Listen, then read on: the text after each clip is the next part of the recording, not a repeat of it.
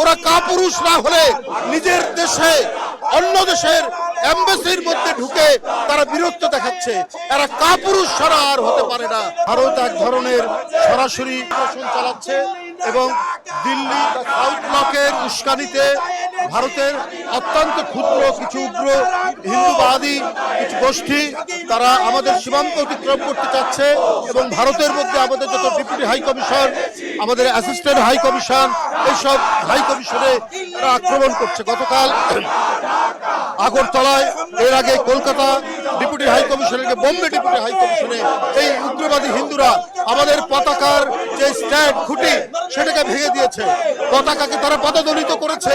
আমাদের সম্মান, আমাদের মর্যাদার প্রতীক সেই পতাকাকে যারা মাটির সাথে বিছিয়ে পা দিয়ে খুঁচিয়েছে, আমরা তারা মনে করি তারা বাংলাদেশের বন্ধু হতে পারে না। আমরা এর তীব্র প্রতিবাদ জানাই। তারা এমবাসির প্রাঙ্গণে জোর করে ঢুকে গিয়ে আমাদের সেখানকার বাংলাদেশের যারা সেখানকার স্টাফ, বাংলাদেশের যারা এখানে কর্মচারী, তাদের গায়ে হাত দিয়েছে। ওরা কাপুরুষ না হলে নিজের দেশে অন্য দেশের এমবাসির মধ্যে ঢুকে তারা বীরত্ব দেখাচ্ছে। এরা কাপুরুষ ছাড়া আর হতে পারে না।